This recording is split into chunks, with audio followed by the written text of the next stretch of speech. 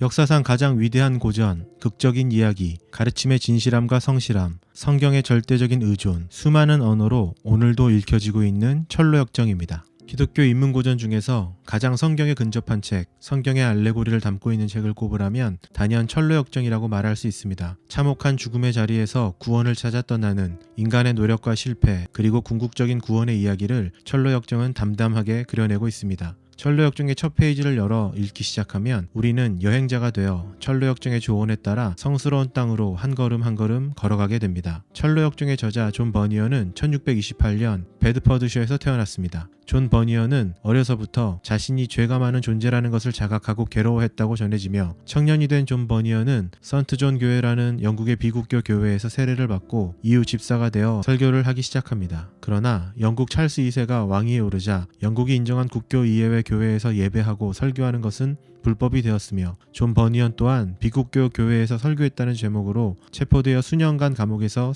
수감 생활을 하게 됩니다. 존 버니언은 감옥에 수감되어 있는 동안 철로역정의 전체적인 틀을 구상하고 출소 후 바로 집필에 들어갑니다. 철로역정은 크게 1부와 2부로 나뉘어져 기록되어 있습니다. 1부에는 파멸의 도시에서 살아가는 크리스천이라는 남자를 관찰하며 시작됩니다. 크리스천은 등에 지고 있는 짐의 무게에 짓눌려 절망하고 있는데 그가 읽는 책은 그에게 그가 곧 파멸할 것이라고 말해줍니다. 이어 크리스천은 한 전도자를 만나게 되고 좁은 문을 통과하여 걸어간다면 파멸에서 구제를 받을 수 있다는 이야기를 듣게 됩니다. 크리스천은 전도자의 지시를 듣고 여행을 떠납니다. 그리고 절망의 수렁을 만나 빠지고 세상의 현자와 합법이라는 두 신사를 만나기도 합니다. 그리고 이들을 물리치고 선의가 열어주는 길을 크리스천은 계속 걸어갑니다. 그리고 해설자의 집에 도착하는데 해설자는 오로지 은총만이 물처럼 죄악을 씻어줄 수 있다고 말하며 합법은 그 물을 휘저어 놓기만 한다는 등 많은 교훈을 말해줍니다. 이후 크리스천은 내거리에 도착하게 되고 그곳에서 마침내 무거운 짐을 내려놓고 크리스천이 내려놓는 무거운 짐은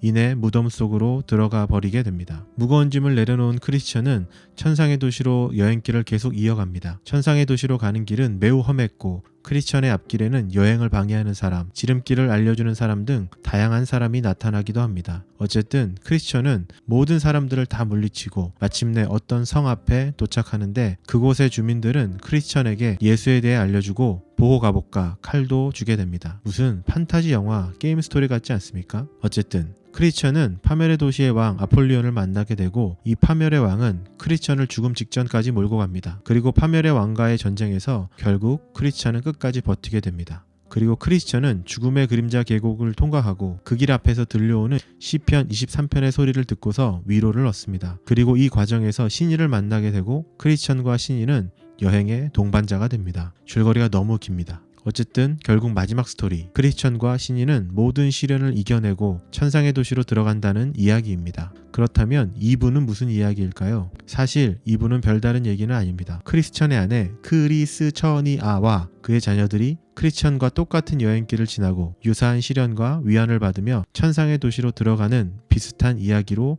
기록하고 있습니다. 자, 이렇게 장황한 철로역정의 이야기를 듣다 보면 그래서 철로역정을 왜 읽어야 하는 거지? 하는 한 가지 질문이 생깁니다. 질문에 두 가지로 정리해서 답을 하면 첫 번째, 철로역정의 알고리즘 때문입니다. 성경을 조금 아는 분들은 제가 말씀드린 줄거리를 듣고 어떤 성경 구절이 생각나셨을 겁니다. 지금 크리스천은 성경에 어떤 이야기를 하고 있구나, 어떤 말씀을 이렇게 표현한 것이구나, 감이 오실 겁니다. 철로역정이 지금까지 가장 사랑받고 기독교 고전으로 손꼽히는 이유가 바로 이것입니다. 철로역정은 성경을 바탕으로 성경의 알고리즘 안에서 기록된 성경의 주석과도 같은 책입니다. 그렇기 때문에 철로역정을 읽고 그 뜻을 이해하는 것은 성경을 공부하는 것이고 어떤 면에서는 신학을 공부하는 것과 같다고 할 수 있습니다. 두 번째, 철로역정만큼 인간이 인생을 살아가면서 만나는 다양한 이야기들과 역경, 근심, 좌절 등을 잘 묘사한 책도 없기 때문입니다. 철로역정은 인간 내면의 약한 본성을 그대로 끄집어내서 탁월한 문장으로 잘 묘사하고 있습니다. 마치 글을 읽다 보면 내 속에 있는 추악함이 들킨 것처럼 부끄러움과 자주 마주하게 될 것입니다. 그리고 철로역정은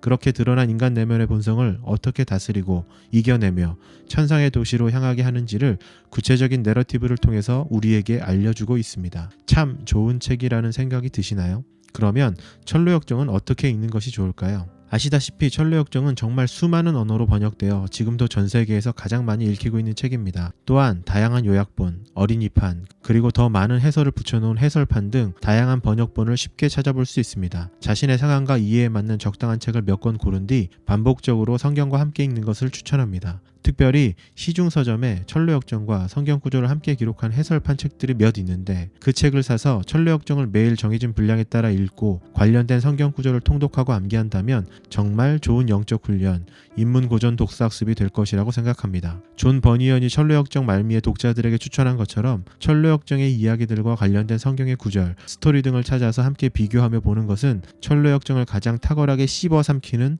좋은 독서법이 될 것입니다. 철로역정을 통해 살아가는 청소년들이 인생의 본질적인 존재 이유와 목적, 그리고 살아가야 하는 방향에 대해 질문하고 답을 찾아가는 여행자가 되기를 예수님의 이름으로 축복합니다. 다음 4번째 시간에는 제가 가까이 하고 싶지만 너무 먼 그대, 잘 이해하고 싶지만 여전히 어려운 그대의 글 어거스틴의 고백록을 소개하도록 하겠습니다. 다시 한번 잘 읽어봐야 되겠네요.